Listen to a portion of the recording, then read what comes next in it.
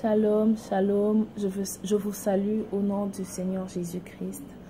Je rends grâce à Dieu de pouvoir encore enregistrer cette vidéo afin de parler toujours de la part du Seigneur, afin de partager une pensée qui depuis un temps le Saint-Esprit a mis sur mon cœur à partager avec vous,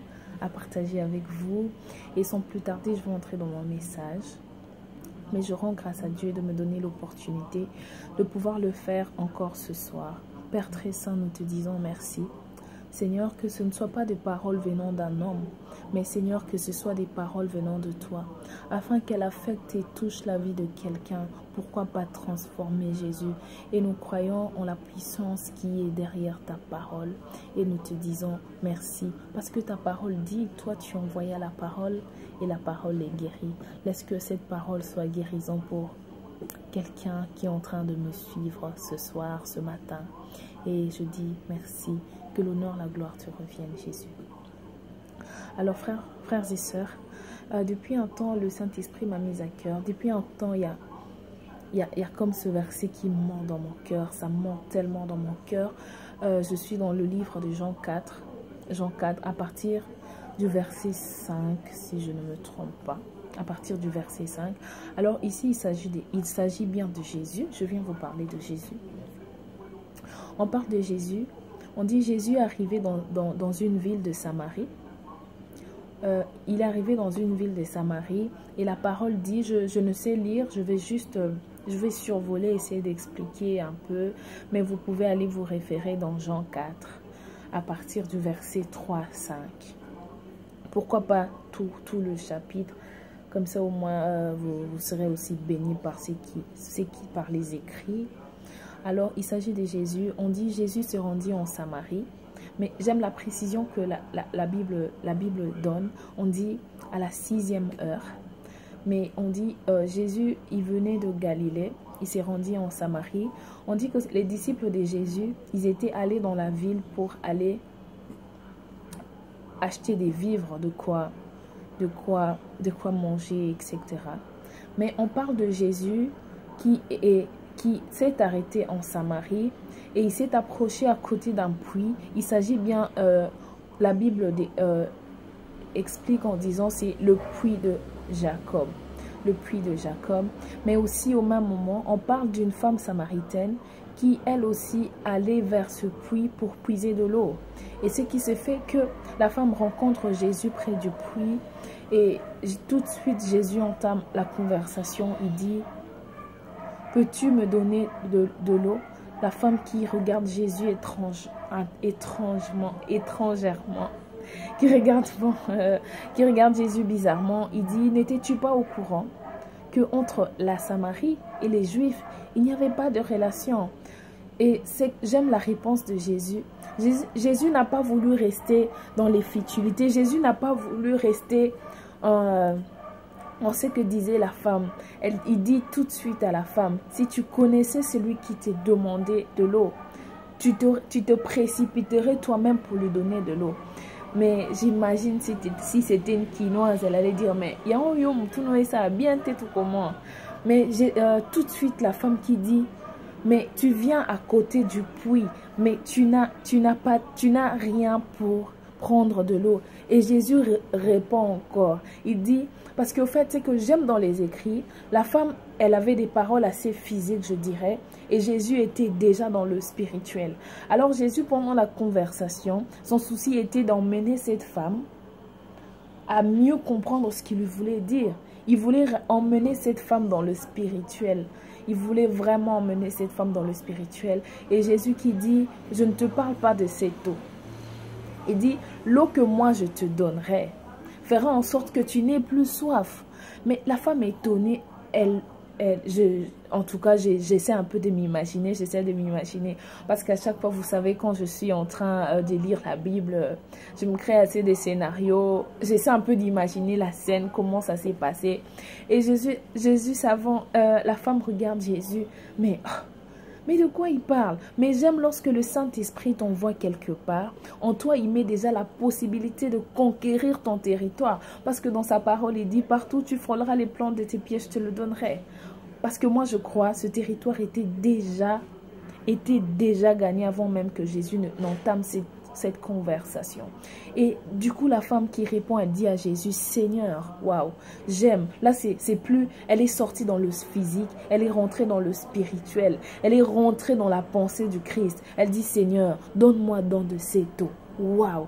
Mais c'est que Jésus a su convaincre cette femme à comprendre d'abord celui avec qui tu parles. Ce n'est pas un homme ordinaire, c'était Jésus-Christ de Nazareth. Mais je sais à quel moment, j'aime les détails que donne la Bible. La Bible dit, Jésus arriva en Samarie à la 6e heure. Pendant que je lisais, je dis à Dieu, merci pour cette parole. Parce que ce que je comprends, c'est que la Bible détaille le temps et l'espace. Ça s'est passé en Samarie et à la 6e heure.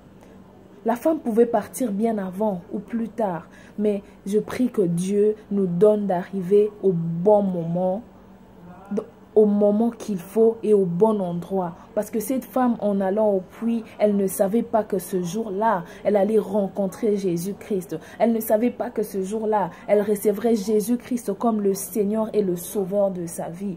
Alors Jésus qui dit, celui qui boira de cette eau n'aura plus soif.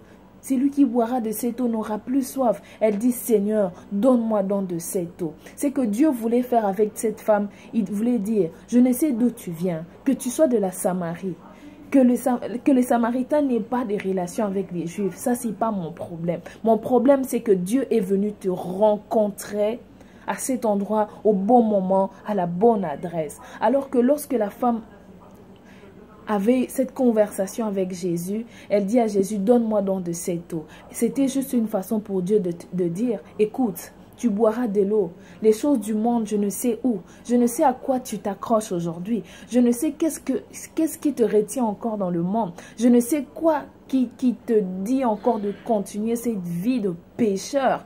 Mais Jésus voulait juste convaincre cette femme dans son cœur en disant, je te donnerai de cette eau. Il dit, lorsque tu boiras de cette eau, non seulement que tu n'auras plus soif, mais en toi, il y aura cette source. Waouh, Dieu emmène cette femme à un niveau de croyance pour dire, écoute, je veux faire de toi une référence. Si hier, on t'a connu en tant que prostituée, si hier, on t'a connu en tant que cette fille qui passait ses vies dans les boîtes de nuit, si hier, tu étais ceci, cela, moi je veux t'imposer, moi je veux faire de toi une source où plusieurs viendront se ressourcer. Là où quand on devra parler de Jésus, on t'appellera. Quand on devra parler de l'Éternel, lorsqu'il faudra prêcher Jésus, il dit tu seras la référence. Parce qu'en ce jour, je crois, Jésus était venu pour changer l'identité de la femme samaritaine. Jésus était venu imposer Christ dans sa vie. Il dit, tu deviendras une source de bénédiction. Tu deviendras une source. Jésus dit, tu ne seras plus la femme. Je ne sais comment t'appeler. Je ne sais d'où tu viens, mais je suis venu te rencontrer.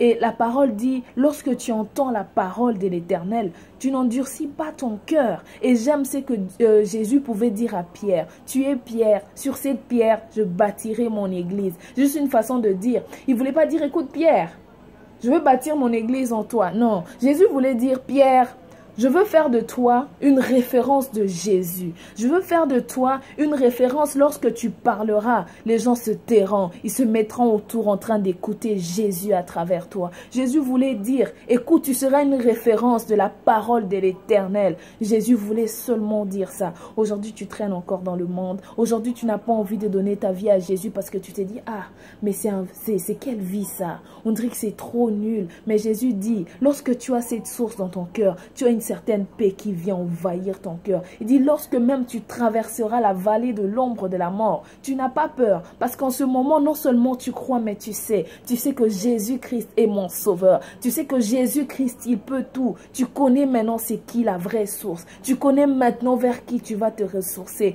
Il dit, lorsque tu deviens cette source, il dit, tout ce qui était pour toi un gain, tu ne le verras plus. Tu ne le verras plus parce que Jésus deviendra celui qu'il te faut dans ta vie.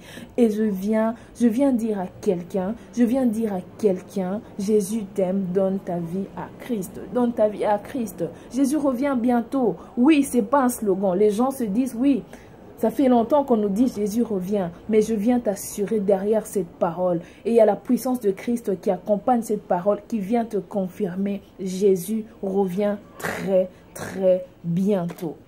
Jésus revient bientôt dans ta vie à Jésus. Pourquoi pas aujourd'hui nous voyons les occultistes, il y en a plein, ils se cachent plus, ils se se montrent. Pourquoi nous chrétiens devons-nous nous cacher? Pourquoi nous ne devons pas parler de Jésus? Lorsque Jésus fait de toi cette source, ça veut dire que je n'ai plus honte de parler de Jésus. J'ai envie de prêcher Jésus, j'ai envie de parler de Jésus, j'ai envie de faire parler du Christ qui est en moi, le Christ qui parle dans ma vie, ce Christ qui a transformé toutes choses, ce Christ qui est venu dans sa lumière, il a enlevé le ténèbre. Il est venu, il a pris sa place. Il a pris la place qu'il fallait. Et désormais, il marche avec nous. Nous ne craignons plus rien, nous savons. Nous savons en qui nous avons mis notre confiance. Je connais un Dieu. Je connais le Dieu du ciel. Il est le même aujourd'hui éternellement. Nous l'avons trouvé, Dieu, il restera. Il demeurera. Avant nous, il était. Après nous, il restera. Et pendant notre marche sur terre, je prie Dieu que ce Dieu reste toujours dans ma vie, dans mon cœur. Je veux marcher avec lui, je veux le suivre. Et je viens dire à quelqu'un, dans ta vie à Jésus, dans ta vie à Jésus, il est fidèle, il veille sur sa parole pour l'accomplir, il veille sur sa parole. Peu importe ce que Jésus a dit dans ta vie, tu vivras cela. Et je viens déclarer dans la vie de quelqu'un, tu deviendras une source, une référence de Jésus. Que Dieu vous bénisse abondamment. Seigneur Dieu de gloire, merci pour ce message. Merci pour ton amour. Merci pour ce que tu fais. Seigneur, je viens encore te dire, reçois l'honneur, la gloire, car tu en es digne. Tu es digne de toutes ces choses. Seigneur, ce n'est ni par ma force, mais par ton esprit. Et je crois, Seigneur, je crois en la puissance qui accompagnera ce message. Seigneur, bénis ton peuple. Continue encore à te servir de nous et Seigneur, garde-nous encore fidèles à toi. Que nous t'aimons plus que nous l'avons fait hier. Seigneur, nous te disons merci, merci. En ce mois de mars, le mois de mars, le mois de la femme. Femme, lève-toi, parle de Jésus. Femme, lève-toi, parle de Jésus. Il est fidèle, parle de ce Jésus, parle de ce Jésus. Dans le nom de Jésus, je vous dis shalom, shalom, que Dieu vous bénisse abondamment.